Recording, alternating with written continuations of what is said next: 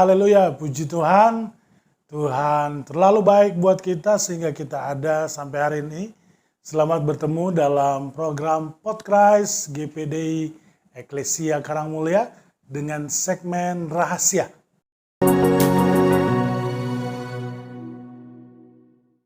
Renungan Harian Eklesia. Puji Tuhan. Mari kita buka sama-sama di dalam Kolose pasal yang ke-1 ayat 21 dan 22. Kolose pasal 1 ayat 21 dan 22. Juga kamu yang dahulu hidup jauh dari Allah dan yang memusuhinya dalam hati dan pikiran seperti yang nyata dari perbuatanmu yang jahat. Sekarang diperdamaikannya di dalam tubuh jasmani Kristus oleh kematiannya, untuk menempatkan kamu kudus dan tak bercela dan tak bercacat di hadapannya.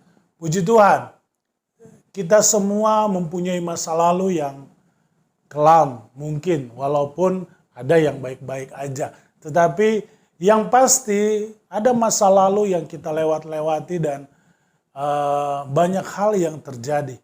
Tapi firman Tuhan kali ini mengingatkan kita bahwa apapun yang terjadi di masa lalu kita, mungkin gelapkah, apalah yang membuat kita seperti diintimidasi oleh dosa untuk kita melakukan suatu perubahan.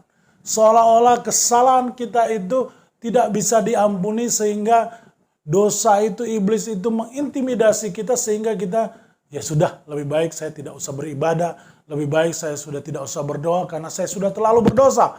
Tetapi firman kali ini mengingatkan kita, boleh hidupmu memang latar belakang hancur atau bergelimang dosa. Tetapi diingatkan kembali bahwa di ayat 22 sekarang diperdamaikan di dalam tubuh jasmani Kristus lewat kematiannya untuk menempatkan kamu kudus dan tidak bercela tak bercacat di hadapannya. Artinya kita ketika kita mengambil bagian dalam pengorbanan Kristus dalam kematian, artinya kita berlindung, kita mengakui bahwa Kristus adalah Tuhan, maka kita ada di bawah naungan kuasa salib yang membuat kita diselamatkan, yang membuat kita layak, yang membuat kita kudus dan tak bercela, tak bercacat di hadapan Tuhan.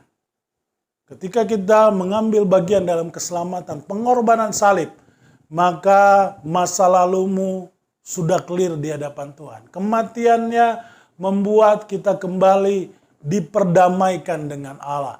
Tetapi harus ingat, di ayat 23, setelah kita diperdamaikan oleh Allah, kita mengalami lagi hidup yang kudus yang tidak bercacat. Maka ayat 23 berkata demikian, sebab itu kamu harus tekun dalam iman, tetap teguh dan tidak tergoncangkan, dan jangan mau digeser dari pengharapan Injil. Agar pengiringan kita tetap terus di dalam Tuhan, pertama, jangan lupa harus tekun dalam iman. Dua, tetap teguh dan jangan mau digeser dari pemahaman Injil. Maka keselamatan itu akan tetap menjadi bagian kita. Puji Tuhan, mari kita berdoa. Tanamkan firman-Mu dalam kehidupan kami, bagi semua yang mendengar renungan ini.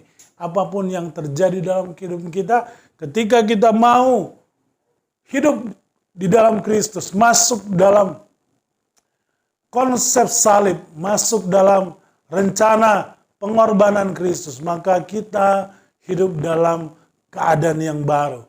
Menjadi semakin tekun, tidak mau digeser, tetapi berharap terus kepada Tuhan. Dalam nama Tuhan Yesus Kristus. Haleluya, haleluya, amin. Jangan lupa tetap tekun, tetap teguh, jangan mau digeserkan dari iman. Puji Tuhan, Tuhan Yesus memberkati.